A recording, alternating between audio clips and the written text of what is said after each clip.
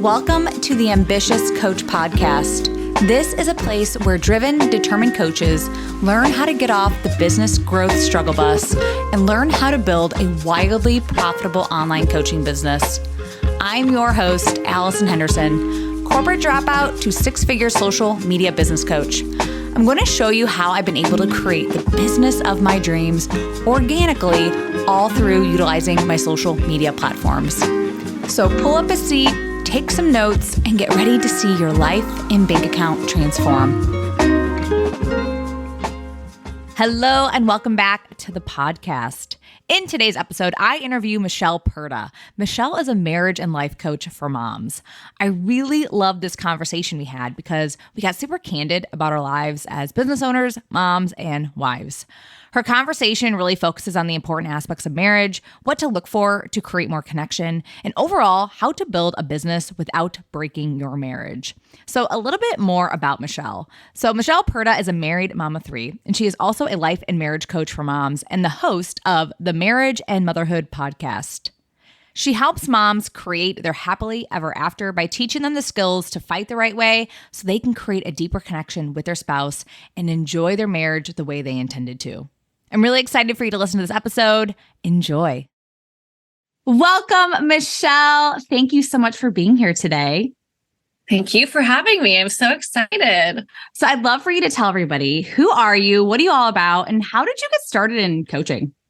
Yeah. So who am I? I am Michelle Purta. I'm a life and marriage coach for moms. And more importantly, I am a married mom of three. I am a stepmom and a bio mom. So that's a fun fact.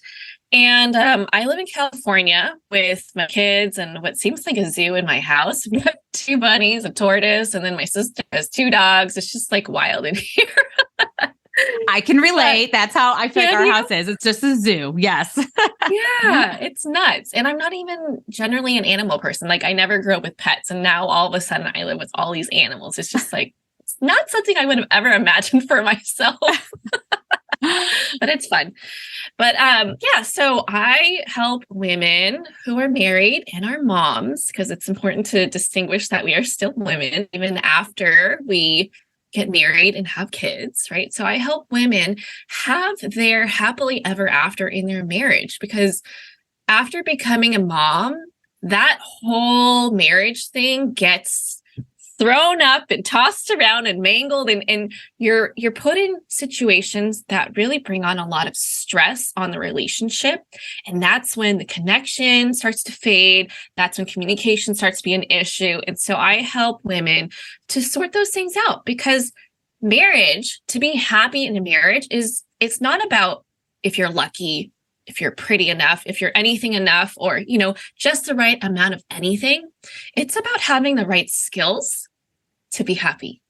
And that involves knowing how to communicate in a healthy way, knowing how to navigate conflict, knowing how to still incorporate connection and meaningful connection, right? Because spending time together doesn't mean you're actually connecting, but knowing how to connect amidst raising a family, right? Because we all know raising a family is like kind of chaotic. It brings on like so much stuff that you've never dealt with before at every age. You're always like encountering something new in your journey. And so that could be a lot for moms with less sleep, less energy and everything. So that's what I help women do, is help them have the marriage that they intended to have so that they can enjoy their marriage. And I'll also just teach future generations like, hey, this is how relationships work. It doesn't have to be a bunch of fighting or arguing or just being about the kids in general, like only about the kids, but rather you get to enjoy a relationship through all the different phases of motherhood and life and all that. So yeah, I've got courses. I work with my clients one-on-one, and that's a little bit about me. How did you get started? Like, how did you know you wanted to be a coach? So I didn't grow up saying, I wish I could be a marriage coach. Like, to be honest with you, I didn't really know what a coach was until several years ago. I actually have always been fascinated by how people work. And so I went off and studied psychology in college, and I almost went the therapist route, but I decided not to. I went the corporate route and got my MBA and all that stuff. But when I had my second son, so that's my first biological child, I didn't want to go back to work. For some reason, like the universe was like sending me all these videos of like abusive childcare workers. And I was like, there's no way I'm sending my nonverbal child to be watched after by a stranger, because if something happened, I wouldn't know. He wouldn't be able to tell me. And so I was just like, look, Steven, that's my husband. I was like, this is not like, I'm breaking down every time I think about looking for childcare for him. And my maternity leave was like running out, right? And so I was like, I'm sorry, we're just going to have to figure it out. So I quit my job. We were pulling from my 401k to support me staying home, because I live in the Bay Area. It's expensive here, right? So I went on a like, oh, what's my purpose kind of journey.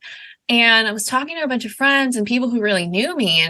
And one good friend, Katie, she was like, hey, have you heard of life coaching? I really feel like you'd be good at it. It's like, what is life coaching? I had never heard of it at this point, right?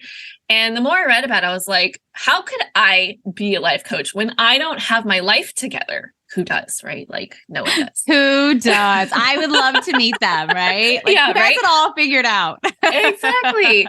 And so the deeper I dove into looking into like what it took to be a life coach, I was like, actually, I have a lot of those qualities innately, right? Like I'm genuinely curious. I love learning about people. I love helping people grow to be the best version of themselves. And I'm pretty impartial when it comes to people, right? Like I still got my things that I have to work through and grow through. But when it comes to situations, I've always been that friend who's like, okay, well, what was the other side of it? Right? I never just fully took one person's perspective.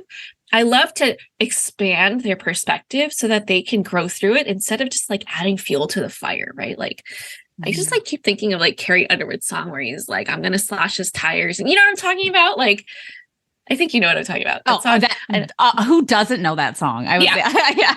Yeah. So like, I'm not that friend. I understand like that could feel really good in the moment, but that doesn't help you. And I'm out to help people improve their lives, right? Not make things worse, but to help them get back to a place of like, oh, life feels good. Not like I'm eaten up by my resentment or anger or frustration. And so I looked into it some more, and I at the time was a virtual assistant for a coach. She's a mom coach. I don't even know how like it all kind of like worked out together like that, but I had helped her put together a mom group coaching program, and she let me join it for free because I helped her put it together. And all of a sudden, I had a lot to say about people's marriages because they're all moms and they're all like, you know, sharing what their challenges were. And I had a lot of feedback. And so after that, like I realized like, oh, that's the niche I want to go in, because I also did not have a good example for what a healthy marriage was. Like my parents eventually got divorced, and actually hindsight, I love them for that. Like I love that they did that for them and for my sister and I, because that enabled us to see a healthier version of relationships and how they work, because they got with, you know, their next person. And so looking back, it makes a lot of sense, right? Because in my previous relationships, and even in the earlier years of my relationship with my husband, I had a lot of communication problems. I didn't know that. I thought I was a great communicator, right? Nobody goes out there like, oh, I suck at communicating. I thought it was fantastic because my mom, like who I learned from, right? She shuts down when she's upset. So she doesn't communicate. So growing up, I would like put letters on her, you know, driver's seat to like get my side out so that she can understand me better and wait for her to be ready to talk about it. And so in my relationships, my romantic ones, I would do the opposite of her. I would talk too much. It was in excess. Like I didn't think about what I was talking about. I just thought like, hey, if we have an issue, we got to talk about it. And so I thought that I was an excellent communicator because I was talking.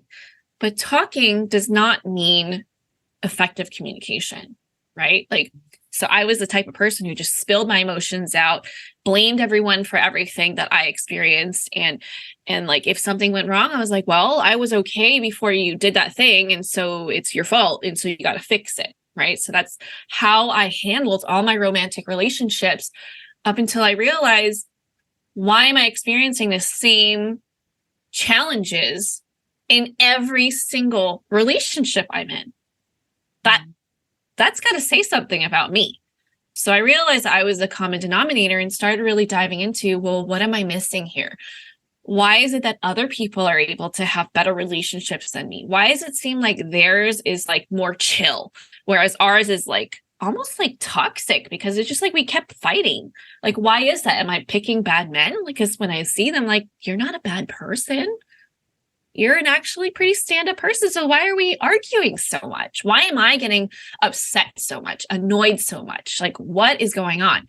And so that sent me through a really big personal development journey. And now, after having gone through that, I have this amazing marriage that even my sister says is like marriage goals. Like, she looks for people to date who kind of emulate our relationship. And that's just like such a big testament to how much personal growth I've gone through and how much work my husband and I put in to having a healthy marriage. And that just like brings me so much peace and satisfaction, knowing that we have a really great relationship where we get to have fun, be really great partners together, grow together, learn about each other.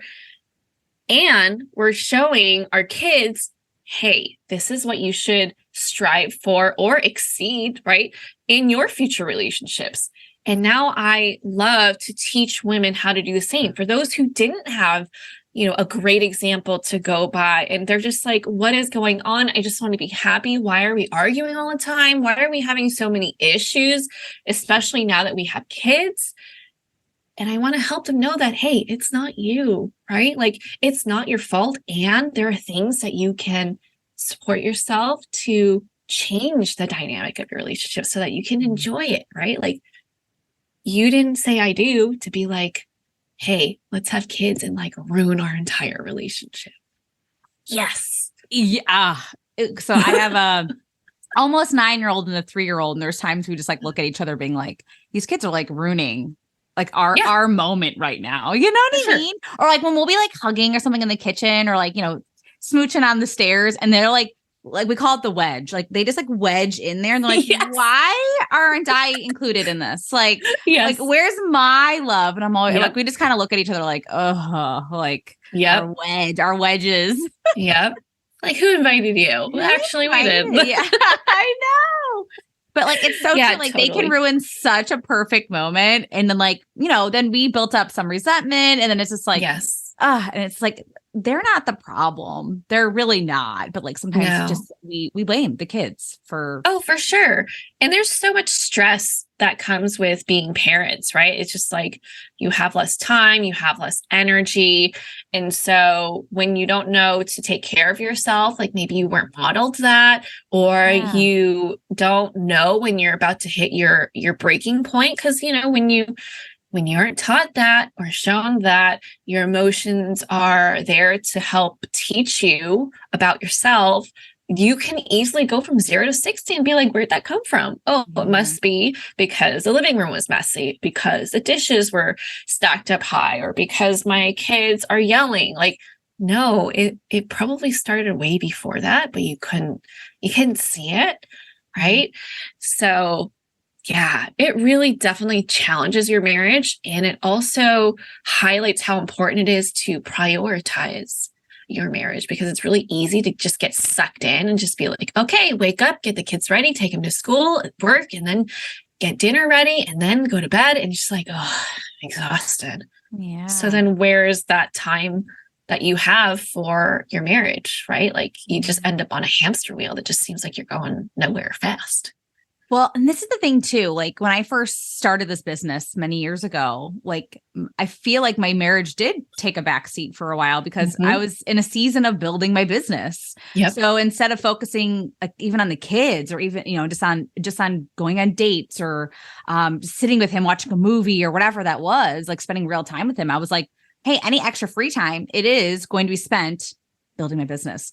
So like, I know a lot of people that are listening to this episode, they're business builders, right? They're building a personal brand, coaching business of some sort.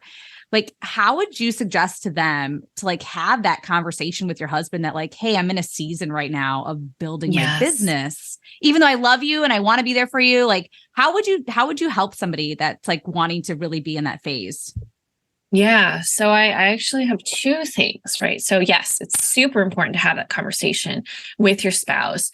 But before you do that, you have to get real with yourself, right? Like, and I went through this as well, right? So like, don't think that just because I went into marriage coaching that I didn't also go through this where I just like wanted to have absolute isolation to build the business because I was obsessed and still obsessed, right? I love my business. I love my business. I love helping women be happier in their lives. And so you have to get real with yourself about, okay, well, what is it that I'm trying to do here? What's the vision that I have for myself in the future? And you have to align how you do things, how you use your time so that you can have that come true.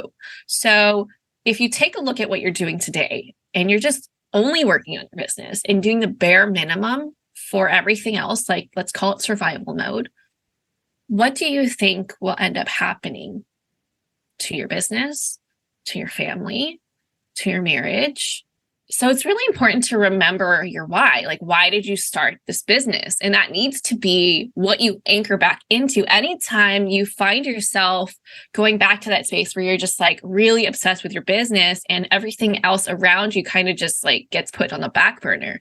And this is like a continuous, I don't even want to say balancing act, but like a prioritizing task for you to do. It's an exercise because there's times where it's like you're in launch mode and you're going to need extra time to make sure things are all lined up, ready to go. And you may be working more than normal, but also be cognizant of, hey, how do I feel in my marriage right now? Are we connected? Are we good?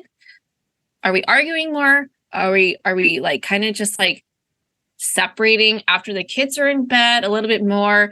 Are we laughing less? Do we have less like flirting going on or inside jokes or any of those like key markers that like we're good, like this feels good, like we're connected, we're having sex, like whatever it is, right? Like just have that in the back of your mind. And when you notice it's sliding, just be cognizant of it and be intentional about like, okay, that needs my love and attention right now, right? Like, or communicate, right? So the second piece is communication, is letting your partner know like, hey, this is why I'm doing this. You're important to me.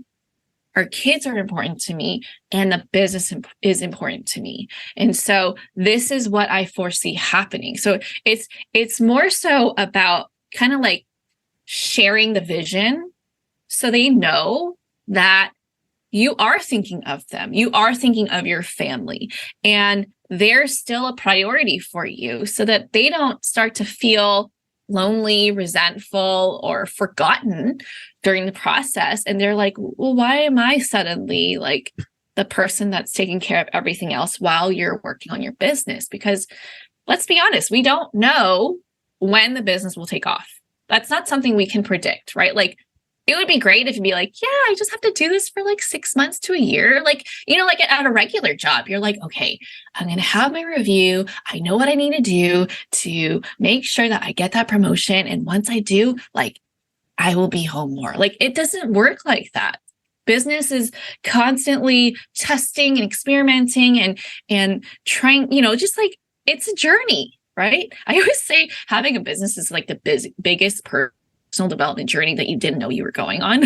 Oh, I say that to my clients all the time. I'm like, it's going to make you look at every aspect of yourself. And you didn't realize that when you started a business. Exactly. And so when you talk to your partner, you have to be really clear on where you're wanting to take the business. What are your goals? What are you going to need for yourself? Time, money, energy, all of that. And what are you going to need support with from them? Because whether they're putting money into it or not, or time and energy, or like just, are they watching the kids more? Are they taking care of the house a bit more? They're an investor in your business. They're offering some type of support, whether they seem supportive or not. Because you're probably going to be like, hey, can you watch the kids on Saturday from this time to this time? Can we like hang out another day? Like there is some level of compromise going on. And you have to be aware of what you're asking of them, because you cannot do this alone, right? Yeah. So there's one thing. But also, if your partner doesn't seem supportive, that was going to be my communication. Next question. Yeah. Like what happens when he's like, I don't want you to be gone all the time, or I don't want you to be on your computer or your phone 24/7. Like, yeah, like that's fair. Right? Yeah. That's fair. Because when I first started, it was like, especially for partners who work the traditional 9 to 5, and like the virtual world is like just not something they're used to. Some of my clients, like their husbands can't see the vision for them. Yeah. And that's sometimes really hard for me as the coach to say, well, like my husband sees it. Like he knows that because I work, it benefits him in some way or another. He's like pretty much a stay-at-home dad. He's able to go golfing. He's able to do whatever pretty much he wants throughout the day because I have this business, right? So, but some men can't see that. And it's like, oh, how do I, and like, because it's, some of these coaches, it's like, get rich quick, right? Like almost. And it's like, you're buying into a scheme of some, it's like, that's not true. But when I don't know, it's like, and so I'd love for you just to go into that a little bit. It's like, what do you do when your husband's just not sold on the vision? Yeah. So if he's not sold on the vision, then that means that the vision is not being communicated very clearly. Like, I'm just going to put that out there. Okay. And that's okay, right? Like it is hard to articulate when it's something you feel so deeply and you're not used to sharing this like vulnerable side of yourself, right? But when you communicate it, you also have to listen, right? Like listening is a really, really big part to knowing how to clarify any misunderstandings that they might have, right? So when we're talking to our partners, there's always like this stuff going on in the background, right? It's just like a million questions or assumptions or beliefs that we have. And what's important is we have to understand what they are thinking that's driving them to not have a motivation to support us, to be scared. It's always that, right? Like that's the thing. It's fear. If they're not supporting you, it's fear. It's either they're wondering what's going to happen to us, right? You're kind of disappearing. Does that mean that the more successful you're going to become, the less you'll be around, right? They might be fearful of, where's our money going to go? If you're putting money into that, then how will we have money to do X, Y, and Z? Is it going to come back to us? I don't know. To them, it might look like a gamble or just flushing money down the toilet. You have no idea. They also might be concerned about you failing and they're wanting to protect you. They don't want to see you upset about putting all your time and energy into something. And you're like, why isn't this paying off? I don't understand why it's not working, right? Because they're going to be the one that's going to have to pick you up. 100%. So, yeah. Like what if when I talk to and having a bad day, like when I'm stressed out. Exactly. So being mindful of what you share with your partner is really important too. Don't just go to them when things aren't working out. Go to them and share what is working out as well, so that they can get a better view and perspective of what's actually going on.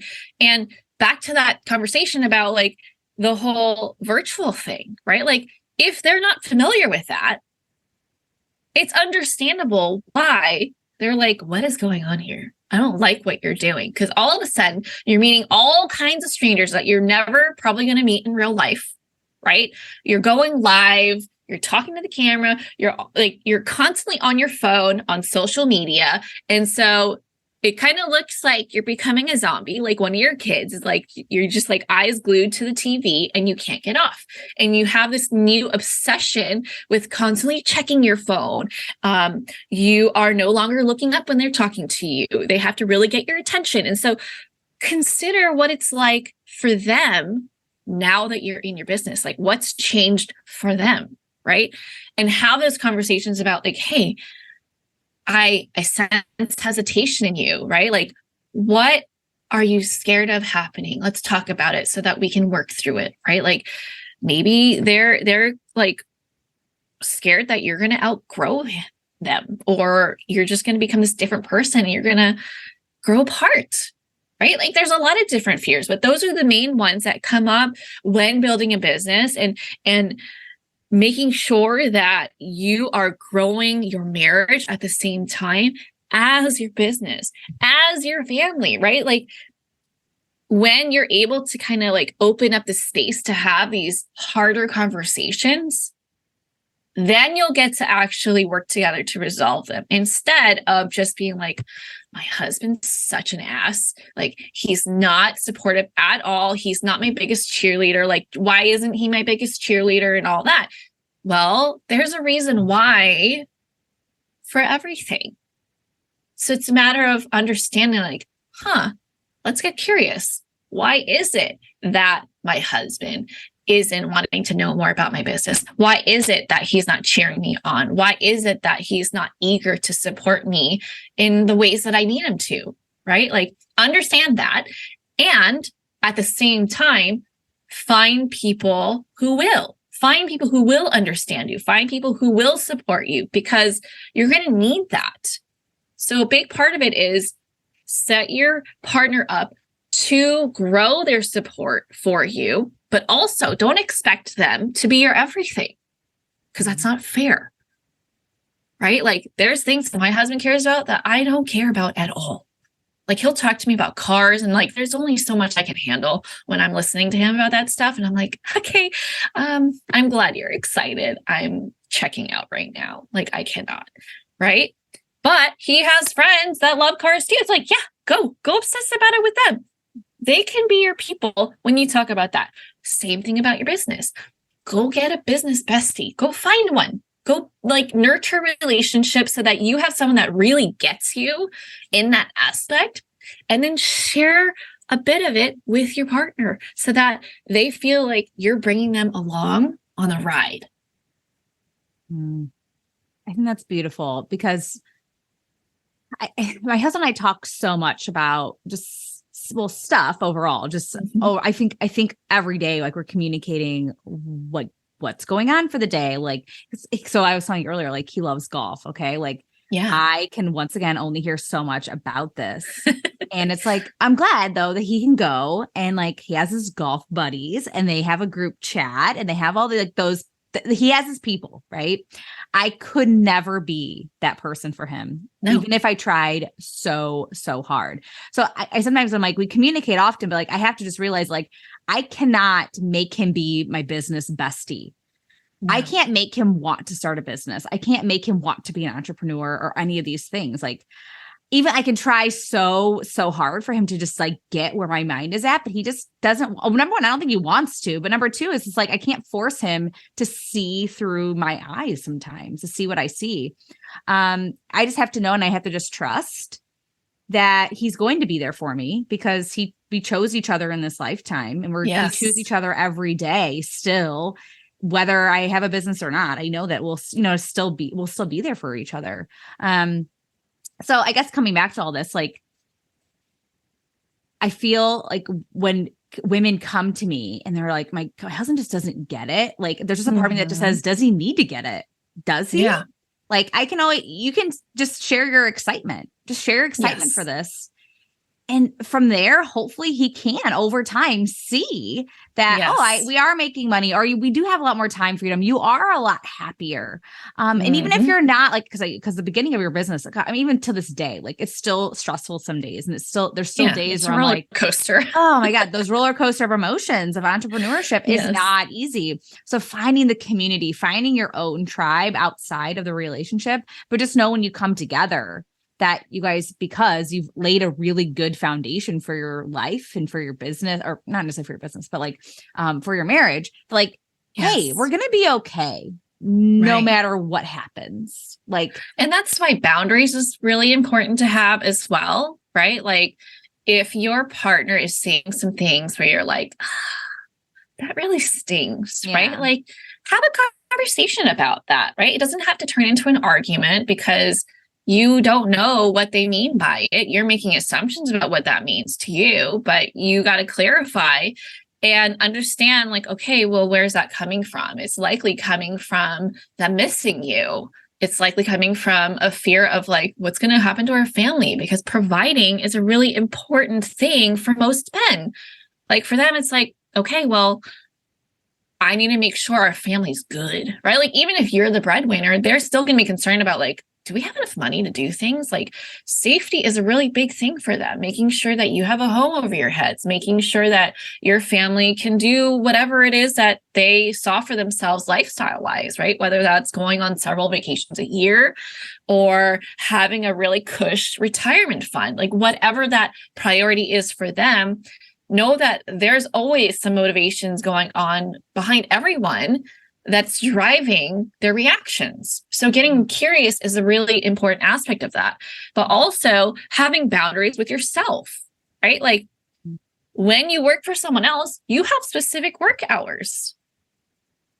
that's true. And you got to bring that in when you have your own business as well. Like, okay, this is when I work. This is when I don't work. And when I don't work, I'm present with my family. I'm present with my partner. I'm present with my kids, whatever it is, right? Like I love the saying where it's like, be where your feet are planted.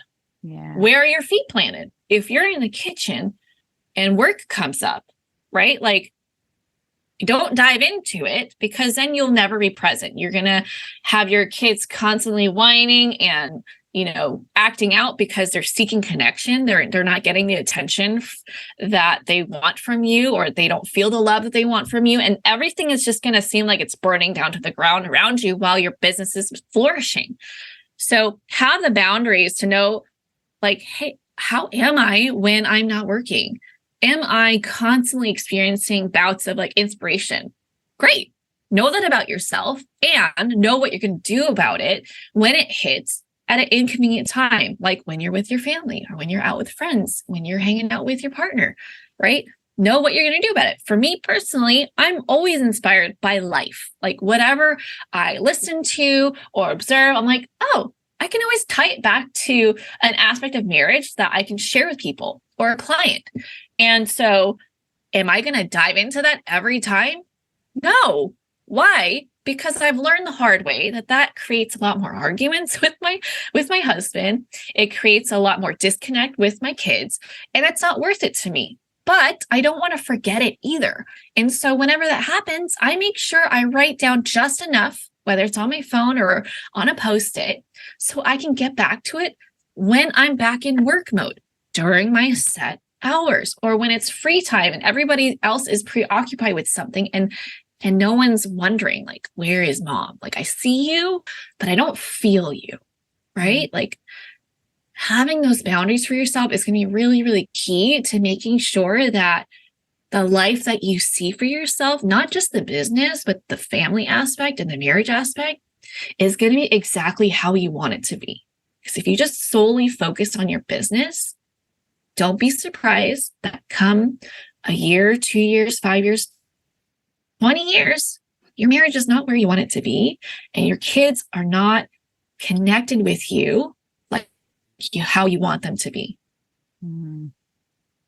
Yeah, it's pretty powerful. I think I think a lot of, moms, obviously mompreneurs, just like kind of get into that flow of just constantly working on their business. And I'm guilty of this as well, where, yeah, I know my kids want more attention. I know my husband would probably like more attention too.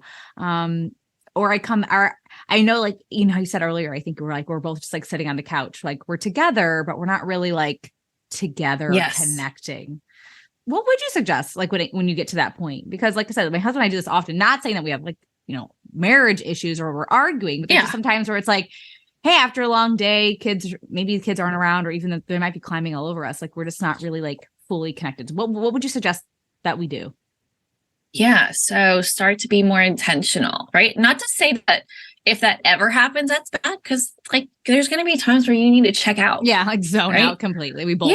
Yeah. That's and how that's I feel. okay. At the end of the day, it's like, I just want to play on my phone and like chat with my friends. Like same, right? Like it's just like I just want to be by myself, do whatever I want to do, and not have to play a role. Right? I just want to be Michelle. Like that's all I want to do right now. Yeah. I don't want to be wife. I don't want to be mom, homeowner, or anything. Like I just want to be me and just act like I got no responsibilities. And that's okay, right? But the problem is you got to notice if that's becoming a pattern, right? Yeah. If that's something that you need all the time and it's replacing all the time, all the opportunity for you to connect with your partner, and you're noticing you're arguing more, or maybe you're the opposite. You're talking less. Like all you're talking about are logistics. Like who's going to pick up who's going to grab groceries, who's going to pay the bills, who's going to do this, and who's going to do that. If your relationship communication is only revolving around stuff like co-parenting or being roommates, then there's an issue. You're no longer actually, like, you're not connecting anymore. You're just doing life together in parallel. And if that's happening and you're not laughing together as much, you're not enjoying your time with each other as much, that's a signal where it's like, oh, why do I find myself needing to unwind so much that we have no time for that I have no energy for that? What can I change to make sure that I do have energy for that, even if it's not every day, right? Even if it's like twice a week, 3 times a week, whatever, right? Take a look at what your habits are. Have you stopped exercising? Have you started eating more unhealthy foods that's really like bringing down your energy? Because you know, like the difference between like having a really wholesome meal where it like builds you up and you feel energized versus it's like you eat a bag of chips or you eat some fried foods and a lot of carbs and you're just like, I need to take a nap, right? There's a difference. Mm-hmm. How we choose to live makes a huge difference. If we're sluggish, take a look at what you're not doing anymore. Take a look at what you can do differently to give yourself energy. If you're constantly on your phone, is that adding to your life? Are you just avoiding something? Like, are you avoiding conversations? Are you avoiding making important decisions? What is it? Right? It's not that the phone is a bad thing, but if you're just on it all the time, that's like my cue, right? It's like when I notice I'm playing a lot more games on my phone, it's like, what am I avoiding? Mm-hmm. What am I trying to numb out from? Yeah, that's my signal. It's like, something's up with me, because I'm way less present when I'm doing that, right? Yeah, in the car, at home, everywhere. So it's like, what's up with you? So how would you suggest? Yeah, how would you suggest that? You know, if you're feeling like there's lack of connection, like, how do you get that back? Besides just like talking, because like there could be like, okay, we're talking, but like, what do we talk about? Yeah, totally. Especially if it's been a while, right? You kind of forget how to talk to each other. You forget how to date each other. Mm-hmm. So when you are feeling that lack of connection, start with the lighter stuff. Go do something fun, right? If going on a date is like, oh my God, that's going to be so awkward. I have no idea like how to act around you outside of just like responsibility stuff, then start with something smaller, right? Have tea or coffee with each other, go on a walk with each other, do something fun where there's no talking involved, but you're like enjoying yourself and you're creating memories, right? Whether it's going on a date, like a shorter date where it's like all around an activity. Like something that my husband and I recently did was like axe throwing. If you haven't done that, it was really fun. I have heard of that. Really fun. Yeah. So doing something that's like active, but you're not forced to like sit down and feel like, so how's work? You know, like all those like awkward conversations. When you create memories, you have more things to talk about. When you do things away from each other, you have more things to talk about, which is like kind of counterintuitive, right? It's like when you spend a lot of time with each other, like let's take you, for example, your husband stays at home. You're at home. Yeah. If you're not doing anything, yeah, exactly. We're here all day together. Yeah, you know what's going on with each other. Mm-hmm. But when neither of you have your own individual thing going on, there's a lot less to talk about, right? Mm-hmm. So making sure that you're feeding yourself with whatever you need outside of your family life, outside of your marriage, right? But also coming back and bringing that back, like, hey, guess what happened? Like, even if you're like gossiping, right? It's just like, hey, guess what I heard, right? Like that brings in something fresh into the marriage too. Or, hey, I saw this show and I can't believe that this happened. Mm. That's something to talk about too. Keep it light and then it will build, right? Like ask about something about a specific friend that they have. Ask about how their hobby is going, like golf. Like, hey, how's golfing been? What's your favorite like green to go on? Or I don't know much about golf. Right, yeah. But he probably has a lot to say about his favorite green though. You'd be surprised. There you go. Right? Like show genuine interest in something about them that you don't already know. Yeah. Right? Like there's a lot of ways that you can start it off. You can do board games at home. You can go on a random drive where you're like, hey, let's play. Someone inside my Facebook group had told me about this. It was like penny date. They called it a penny date. They just get in the car and they just flip the penny, heads or tails, and that will determine whether they go right or left. And I was like, wow, that is so fun because you end up somewhere that you would have never gone down. Like maybe you end up in some neighborhood where you're like, ooh, I really like the landscaping, or ooh, look at this person. I love people watching. Or you'll end up at a park. You're like, hey, let's go sit down on the bench and just like hang out and have a picnic, right? Like it adds some spontaneity into the relationship.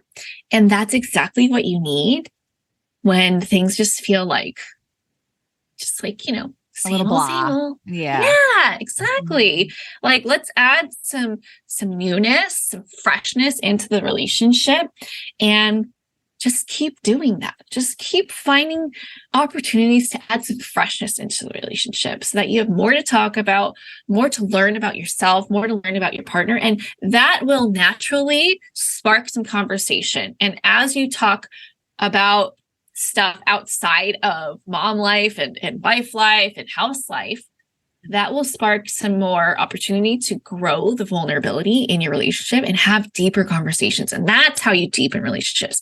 And when you're able to do that, you can navigate conflict with so much more ease. Like it's such a game changer. Yeah. Oh, thank you, Michelle. You have been, I mean, my mind, my wheels are spinning right now as far as just like conversations. I'm like, oh, that'd be a really good conversation starter. Something that like, I don't know, stuff, once again, things that I'm putting off or avoiding as well. Just being like, we just need to have those conversations, like get that spark back.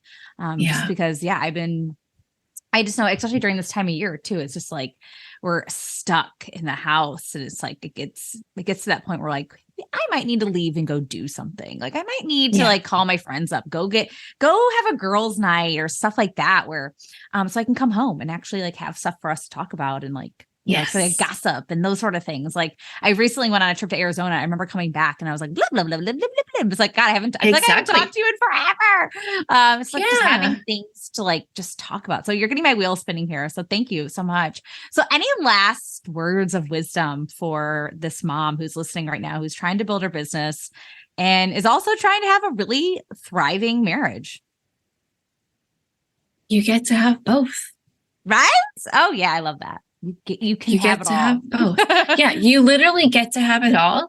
It's all about your intention and making sure that you are being as intentional as possible because our brains are literally wired to go into autopilot because that conserves energy. Right. And so you have to have your little radar going off. It's like, oh, something's off here. Let me bring my intention there. Okay. So it's not about being on 24/7 because that's literally impossible. And it sounds really exhausting, to be honest. Right. But just notice, do I have it all right now? Am I giving myself permission to have it all right now? Or am I just focusing too heavily on, hey, the more that I work, the faster I'll succeed, which is garbage, right? Like that's garbage. Feel good. Yeah. No, because when your marriage starts to fall apart, you're going to have less energy put into your marriage. It all impacts each other. Okay. Your business and the time you spend in there impacts your marriage, and your marriage impacts your business. So make sure that you're attending to both, even if it means slowing down and being more intentional in your business, prioritizing, making sure that the stuff you're doing is actually making a difference, right? Like, don't just work just to work. Like, busy work is not the business, okay? Make sure that you're actually focused on, hey, these are the needle movers. Let me do that. And let yourself just like wipe your hands clean by the end of the day, like whenever your boundaries are set for, right? Like, okay, my work is done. Now I am where my feet are planted. Now it's family time. Now it's time to have fun with the kids, time to, have a conversation with my husband, have fun with him, watch a show together, have a picnic, whatever, right? Like, make sure that you are actually living and contributing and adding to that vision that you have for yourself, and double down on that. Thank you. So, Michelle, where can people find you? Like, or tell everybody about your program and stuff too. Yeah. So you can find me in all of the places. Yay! Yay. So I have a podcast too. It's called the Marriage and Motherhood Podcast.